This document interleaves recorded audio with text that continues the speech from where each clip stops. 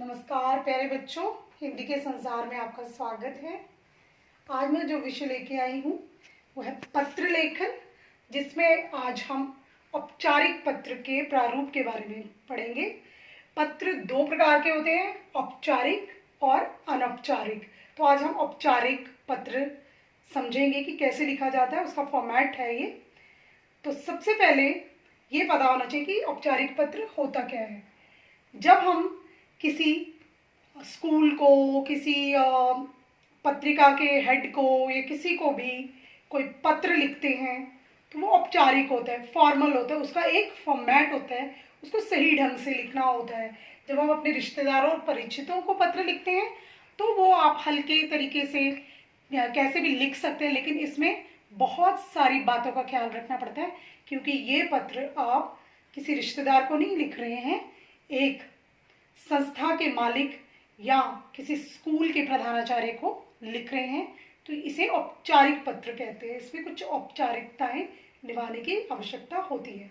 तो जब भी हम पत्र लिखेंगे आपने ये ध्यान देना है, सबसे ऊपर हम डेजिग्नेशन या पद लिखेंगे। ये पत्र किसको लिख रहे हैं हम, आपको जो मैं पत्र करवा रही हूँ वो आप एक प्रधानाचार्य को पत्र लिख रहे हैं, तो आप यहाँ लिखेंगे, जैसे आप लिखते हैं प्रधानाचार्य, आप संस्था का नाम लिखेंगे। संस्था के नाम की जगह आपको लिखना है स्कूल का नाम। ठीक है, यहाँ आप अपने स्कूल का नाम लेंगे, वो केवी भी हो सकता है, कॉन्वेंट स्कूल भी, डीएवी स्कूल भी, आर्मी स्कूल भी। तो आप यहाँ पे अपने स्कूल का नाम लिखेंगे, फिर उसका पता लिखेंगे, एड्रेस, कि वो कहाँ पड़ता है, उसका आप अच्छी तरह से पता लिख दें, डिस्ट्रिक्ट हो, ठीक है, तहसील हो, और प्रदेश का नाम लिख सकते हैं आप।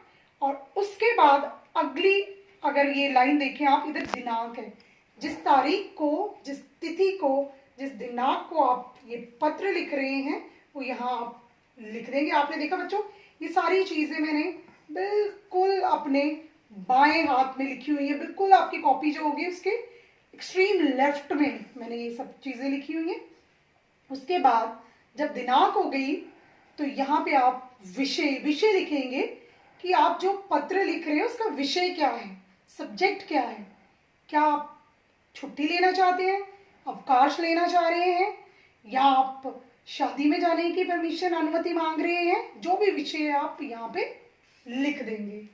उसके बाद बेटा जिस आप पद पे आसीन को पत्र लिख रहे हैं, जैसे प्रिंसिपल को, तो यहाँ आपने एक संबोधन लिखना है कि श्रीमान श्रीमती लिखते हैं ना आप। अगर आपकी प्रिंसिपल साहिबा हैं यानी कि स्त्री हैं तो आप महोदया लिखेंगे, अगर पुरुष हैं तो आप महोदय लिखेंगे। ठीक है, यहाँ पे महोदय। फिर आप नीचे संबोधन के बाद यहाँ पत्र या लिखना शुरू करेंगे, यानी कि ये पूरी विषय वस्तु है। ठीक है, विषय वस्तु। इधर परिचय देना है आपको। परिचय में आप अपना नाम देंगे, कक्षा लिखेंगे कि मैं कक्षा इसका छात्र हूँ, आप अपना नाम बता देंगे। फिर उसके बाद आप समस्या बताएंगे कि आपको समस्या क्या है।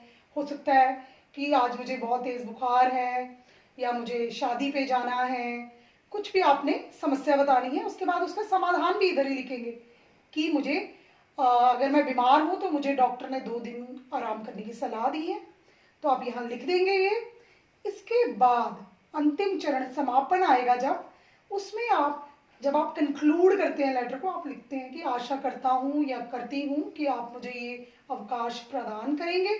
तो समापन की लाइन आ गई।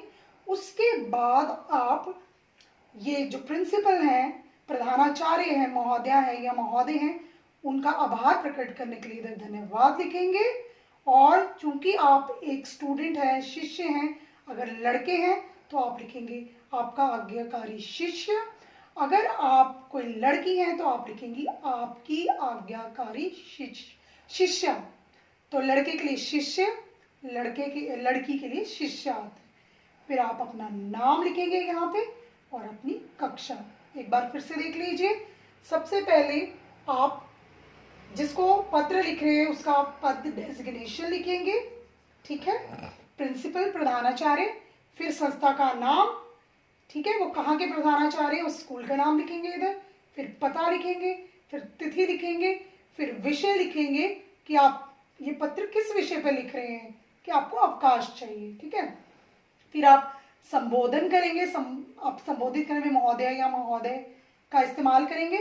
फिर आप अपना परिचय लिखेंगे कि मेरा नाम ये है, मैं कक्षा इसमें पढ़ता हूँ, तो मेरी समस्या ये है कि मुझे बुखार है और डॉक्टर ने समाधान किया है, डॉक्टर ने 2 दिन आराम करने की सलाह दी है, तो मैं आशा करता हूँ या करती हूँ कि आप मुझे अवकाश प्रदान करने की कृपा करेंगे।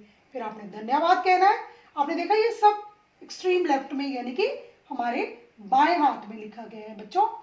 इस प्रकार आप औपचारिक पत्र लिखें।